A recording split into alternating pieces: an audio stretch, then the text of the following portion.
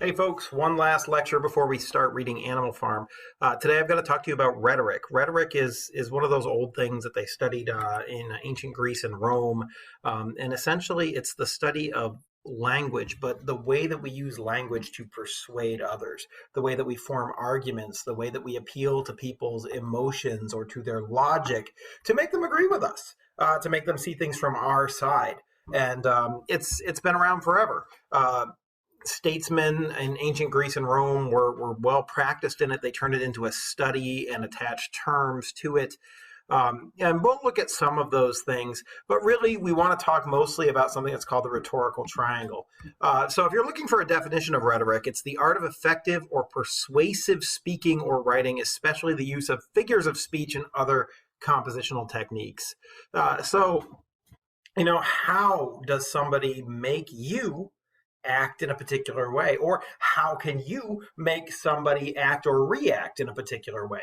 That's what rhetoric is, and we're tying rhetoric to Animal Farm because Animal Farm is full of powerful speeches and arguments made by various characters. And one of the sub-themes, as we talked about last lecture, is the idea of the importance of education and how important it is to be educated and to be able to think for yourself. And as you can imagine, the less well-educated you are, the less able to think for yourself, the more easily you're manipulated by other people's rhetoric. By the way they phrase arguments, because you can't stop and think analytically about it. And so this is one of those things that you're going to see throughout high school. We're going to talk about rhetoric again and again, but it's something that Animal Farm is particularly good at teaching. So the first element we want to talk about here is the rhetorical triangle. You can see this pyramidal shape here. It's called the rhetorical triangle because it's sort of got three pillars or three elements of it. We call them logos, pathos, and ethos. And these are three terms that were invented by the ancient Greeks, particularly the Athenians. The Athenians were the first democratic society, and they really studied the art of speaking because if you could persuade people to your viewpoint, they would all cast their ballot for whatever it was that you were talking about, and you would become powerful and effective. And so the study of language really took off in Athens in a way that it didn't in other cultures that weren't democratic. Because if you're a despot, if you're a monarch or somebody like that, you can just say what's going to happen and it will happen. And it doesn't matter whether you persuade the people or not.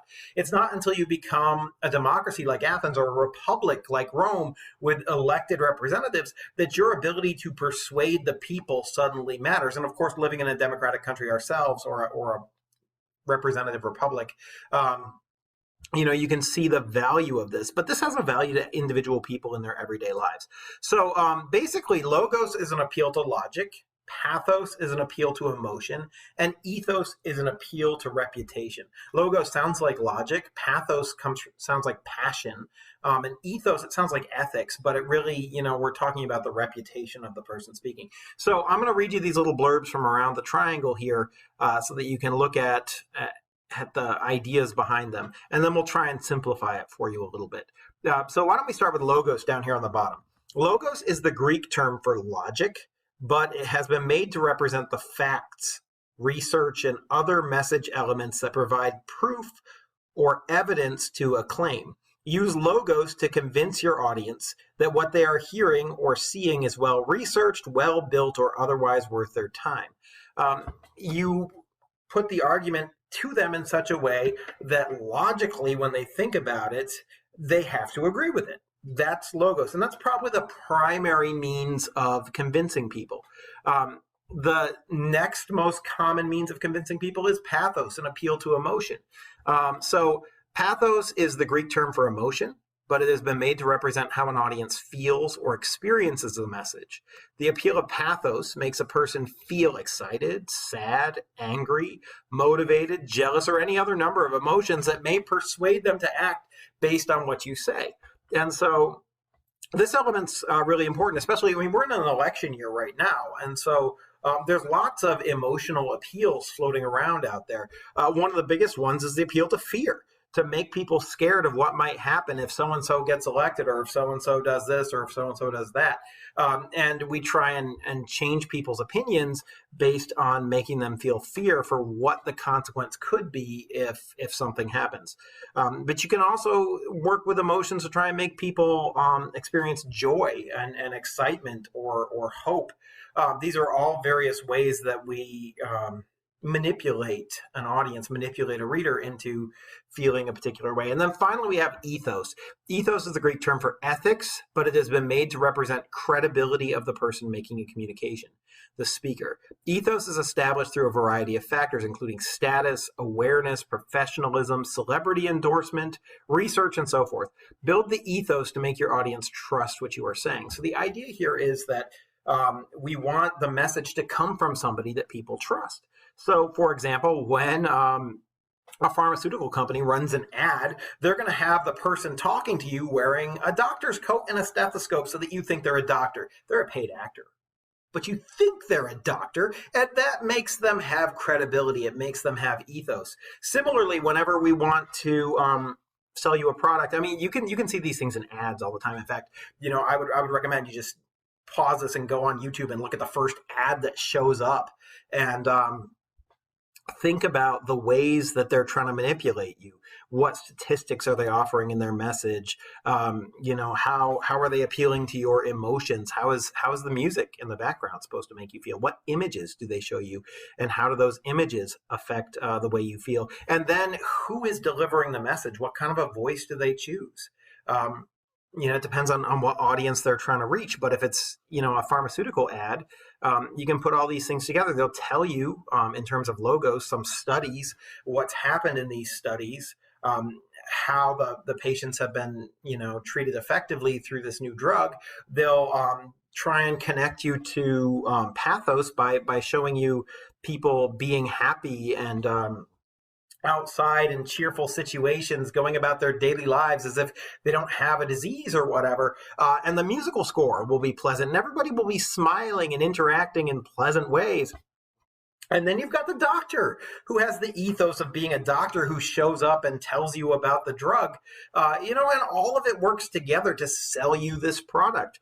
But that's how all messages are put together. Like if you're watching an advertisement about something that's sports related, they're going to pull some famous athlete and they're going to have this athlete deliver it to you, Shaquille O'Neal, and then he's got the ethos of being this famous athlete that's going to come and sell the product to you.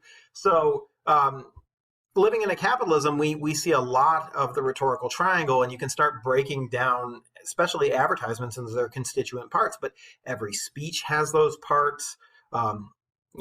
And we'll talk about that as we read Animal Farm. So let's keep going. This is just a way to look at it again. I've got a couple of graphics here for you. Ethos, think about it as the writer's credibility.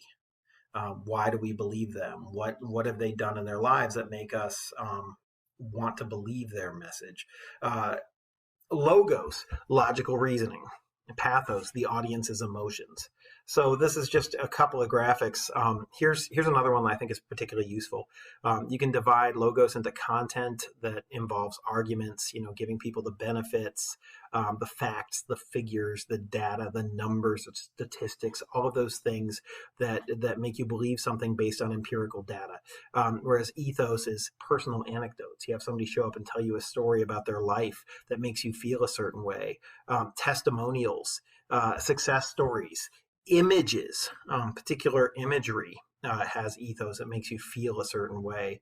And then your content of pathos is positive and negative emotions like frustration, anger, love, or respect. Whereas ethos, you might show a political candidate shaking the hand of a veteran or a police officer, or to try and get a particular amount of credibility. Pathos, you might see them, with children, or hold on one sec. You might see them doing something patriotic, or you might see their opponent with negative music in the background doing something bad. picking bad pictures of that person to make them look foolish or whatever. These are all trying to lead your emotions into making the decision for you. And so these are all elements of the rhetorical triangle. So, this is something that we look at in advertisements. This is something that we look at in politics, but it's something that you can also use in your daily life to help you write persuasive arguments. For example, you ever try to manipulate your parents into something? You want to be, I don't know, change your bedtime, let you stay up later. You can apply to all of these things relatively easily. You can go with logos. You can go find out statistics. What's the average bedtime for somebody your age in America? Why is it that your bedtime is earlier than their bedtimes? If the average person is going to bed at this time, what's special about you? So you could go through and you could pull out statistics, and you could look at statistics. You could also look at statistics of how much sleep somebody needs, and are you getting that sleep? What about circadian rhythms, and what's yours, and when should you really be going to bed, and when should you really be getting up? You can go and you can look all that data up, and you can use that as logos. Ethos. Let's look at your friends. When is Jimmy and Brenda going to bed? What about other people that you and your parents know and their bedtimes? Let's use them, to support your claim. Or let's find a YouTube clip with some scientists talking about bedtime, and use that scientist ethos to impact when you're allowed to go to bed or stay up. And then pathos. How does it make you feel that you're, treated this way versus another way? Can you make your parents feel sorry for you or guilty that they're treating you in this particular way, and that thereby manipulate them into changing their mind? And can we integrate all of these things together to create an argument that really is persuasive? That's what we're going to be looking at in the story of Animal Farm. We're going to be looking at these animals. Remember, it's a fable, and so the animals talk, and the animals make speeches. And they're going to convince themselves that it'd be better to live in a communist society. Remember, it's an allegory about communist Russia. And then the pigs, which represent sort of the Communist Party leaders or the Bolshevik Party, they're going to start talking to the other animals to try and make the animals feel a certain way and help keep themselves in power. And they're going to use all of these elements, and we need to break up their speeches into the three elements to see and understand them. I think that's it for right now. I just want you to be aware of these elements of rhetoric and start looking at arguments and pulling them apart and seeing them for what they are. And we'll have some classwork dealing with this coming up. So thanks for your time.